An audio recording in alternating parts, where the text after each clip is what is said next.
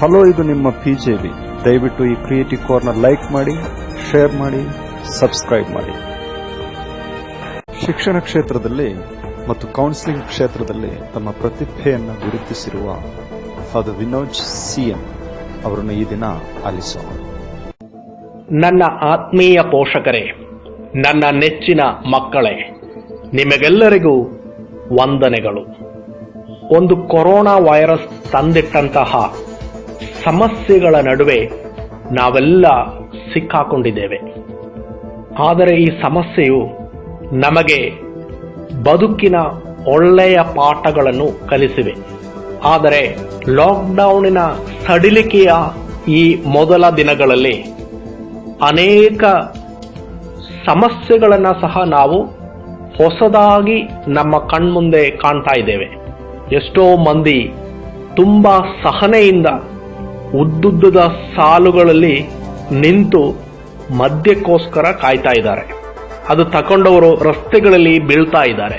ಕೆಲವೊಂದು ಮನೆಗಳಲ್ಲಿ ಆತ್ಮಹತ್ಯೆಗಳು ನಡೆಯುತ್ತಾ ಇದೆ. ಈ ಕಳೆದ 40 ದಿನಗಳ ಕಾಲ ಮದ್ಯ ಸೇವನೆ ಇಲ್ಲದೆ ಹಾಯಾಗಿ ಬದುಕಿದ್ದ ಈ ಜನರು ಅದಕ್ಕೆ ಬೇಕಾದ ಒಂದು ಅವಕಾಶ ಸಿಕ್ಕಾಗ ತಮ್ಮನ್ನೇ, ತಮ್ಮ ಪ್ರೀತಿಯವರನ್ನೇ ಎಲ್ಲರನ್ನೂ ಮರೆತು ಅವರು ಮದ್ಯಪಾನಕ್ಕೆ ಪುನಃ ಗುಲಾಮರಾಗುತ್ತಾ ಇರುವಂತಹ ದೃಶ್ಯ ನಾವು ಕಾಣ್ತಾ ಇದ್ದೇವೆ. ಯಾಕೆ ಹೀಗಾಯಿತು? ಅದಕ್ಕೆ ಇರುವಂತಹ ಕಾರಣ, ವ್ಯಕ್ತಿಗಳು ಸ್ವತಃ ಪ್ರಶ್ನೆಗಳನ್ನ ಕೇಳ್ತಾ ಇರಲಿಲ್ಲ. ಮದ್ಯಪಾನ ಇಲ್ಲದೆಯೇ ಹಾಯಾಗಿ ನಾನು ಇಷ್ಟು ದಿನ ಬದುಕಿದ್ದೇನೆ, ಹಾಗಾದ್ರೆ ಅದರ ಅರ್ಥ ಏನು?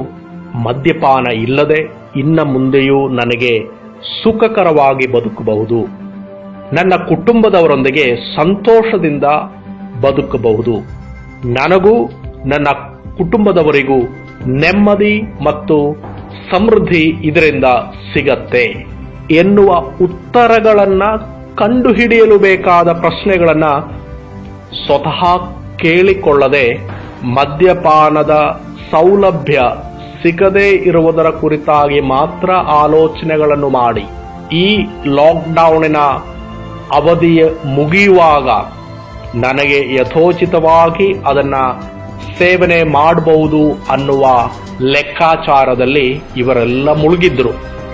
ಇದರ ಅರ್ಥವಾದರೂ ಏನು? ಮನುಷ್ಯ ಸಮಸ್ಯೆಗಳ ಮುಂದೆ, ವಿವಿಧ ಅನುಭವಗಳ ಮುಂದೆ ಕುತೂಹಲಕಾರಿಯಾದ ತನ್ನ ಮನಸ್ಸಿನ ಬಾಗಿಲನ್ನು ಮುಚ್ಚಿದರೆ ಅವನಿಗೆ ಸತ್ಯದ ಸುಳಿವೇ ಸಿಗುವುದಿಲ್ಲ. ಅವನಿಗೆ ಬೆಳಕಿನೆಡೆಗೆ ನಡೆಯಲು ಸಾಧ್ಯವೇ ಇಲ್ಲ. ಲೋಕ ಸಮಸ್ತ ಸುಖಿನೋ ಭವಂತು ಎಂದು ಕನಸನ್ನು ಕಾಣಲು ಸಾಧ್ಯವಾಗದಷ್ಟು ಯಾವುದೋ ವಿಷಯಗಳಿಗೆ ಅವನು ಗುಲಾಮನಾಗಿ ಹೋಗುವ ದುರಂತ ಅಲ್ಲಿ ಸಂಭವಿಸುತ್ತದೆ. ಹುಟ್ಟಿನಿಂದ ಬೆಳವಣಿಗೆಯ ಪ್ರತಿ ಕ್ಷಣಗಳಲ್ಲಿ ತನ್ನ ಸುತ್ತಮುತ್ತಲು ಆಗು ಹೋಗುವ ಎಲ್ಲಾ ವಿಷಯಗಳನ್ನು, ವ್ಯಕ್ತಿಗಳನ್ನು, ಅನುಭವಗಳನ್ನು ತುಂಬಾ ಕುತೂಹಲಕಾರಿಯಾಗಿ ಹುಡುಕುವ ಶಿಶು ಯಾವಾಗ ಮಾತನಾಡಲು ಪ್ರಾರಂಭಿಸುತ್ತಾನೋ ಆ ದಿನಗಳಿಂದ ನಾವು ಹಿರಿಯರು, ತಂದೆ ತಾಯಂದಿರು ಆ ಮಗು ಪ್ರಶ್ನೆ ಕೇಳುವುದನ್ನ ತಡೆ ಹಿಡಿಯಲು ಪ್ರಾರಂಭಿಸಿದ್ದೇವೆ. ಆ ಮಗುವಿನ ಪ್ರಶ್ನೆಗಳಿಗೆ ಉತ್ತರ ಕೊಡುವ ಯಾವುದೇ ರೀತಿಯಾದ ಕ್ಷಮೆ ನಮಗಿಲ್ಲ. ಆ ಮಗುವನ್ನ ಅರ್ಥ ಮಾಡಿಕೊಳ್ಳುವ ಮನೋಭಾವ ನಮ್ಮಲ್ಲಿ ಇಲ್ಲ. ಆ ಮಗುವಿನ ದೃಷ್ಟಿಕೋನದಿಂದ ಬದುಕನ್ನು ನೋಡುವಂತಹ ಒಂದು ತಾಳ್ಮೆ ನಮ್ಮಲ್ಲಿ ಇಲ್ಲ. ಆ ಮಗುವಿಗೋಸ್ಕರ ಪ್ರೀತಿಯ, ಒಲುಮೆಯ ಸಮಯವನ್ನ ಕೊಡಲು ನಮಗೆ ಮನಸ್ಸಿಲ್ಲ. ಹಾಗಾಗಿ ನಾವು ಆ ಮಗುವು ಪ್ರಶ್ನೆ ಕೇಳುವುದನ್ನ ನಿಲ್ಲಿಸಲು ಆ ಮಗುವಿನಲ್ಲಿ ಹಲವಾರು ರೀತಿಯಾಗಿ ಪ್ರೆಷರೈಸ್ ಮಾಡ್ತೇವೆ, ಒತ್ತಡವನ್ನ ಹೇರುತ್ತೇವೆ. ಕ್ರಮೇಣ ನಿಧಾನವಾಗಿ ಆ ಮಗುವಿನಲ್ಲಿರುವ ಸತ್ಯಾನ್ವೇಷಣೆಯ ತ್ವರೆ, ಅದರ ಕುತೂಹಲ ನಿಧಾನವಾಗಿ ಸುಮ್ಮನಾಗಲು ಪ್ರಾರಂಭಿಸುತ್ತದೆ. ವಿಶ್ವ ಮಾನವೀಯತೆ ಎಡೆಗೆ ಇರುವ ಆ ಮಗುವಿನ ಬೆಳವಣಿಗೆ ಅಲ್ಲಿಯೇ ನಿಂತು ಹೋಗುತ್ತದೆ. ಹೃದಯವು ಈ ವಿಶ್ವದಷ್ಟೇ ಹಿರಿದಾಗುವ ಕುತೂಹಲದಲ್ಲಿತ್ತು. ಆದರೆ ಈಗ ಅದು ನಿರಾಶೆಯಿಂದ ತುಂಬಿದೆ.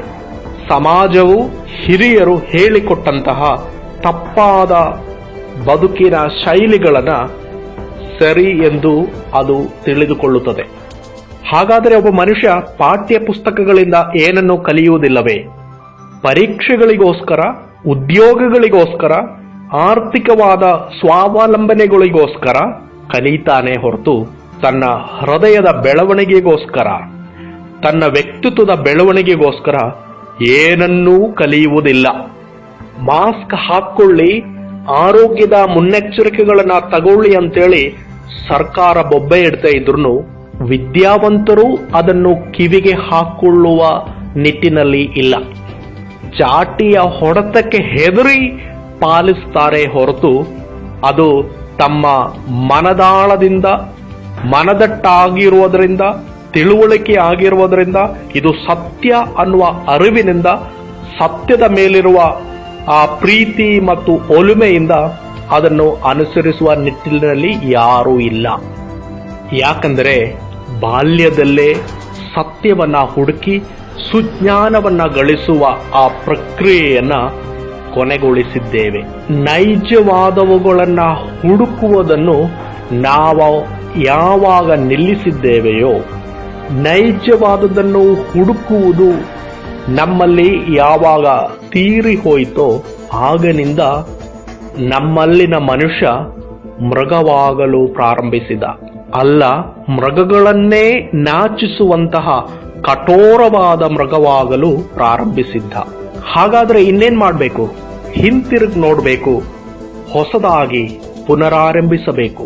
ಪ್ರಶ್ನೆಗಳನ್ನು ಕೇಳಲು ಮಕ್ಕಳಿಗೆ ಪ್ರೇರಣೆಯನ್ನು ಕೊಡೋಣ. ಪ್ರಶ್ನೆಗಳನ್ನು ಕೇಳುವ ಮಕ್ಕಳನ್ನ ಪ್ರೋತ್ಸಾಹಿಸೋಣ. ಸದಾ ಪ್ರಶ್ನೆಗಳನ್ನು ಕೇಳುತ್ತಾ ಸತ್ಯವನ್ನ ಹುಡುಕುವ ಒಂದು ಹೊಸ ಮನಸ್ಸನ್ನು ರೂಪಿಸೋಣ. ಸತ್ಯವೆಂಬ ಸುಜ್ಞಾನದ ಬೆಳಕು ನಮಗೆಲ್ಲರಿಗೂ ಸುಖ, ಶಾಂತಿ, ನೆಮ್ಮದಿ ಮತ್ತು ಆರೋಗ್ಯವನ್ನ ಸಮೃದ್ಧವಾಗಿ ನೀಡಲಿ ಎಂದು ಹಾರೈಸುತ್ತೇನೆ.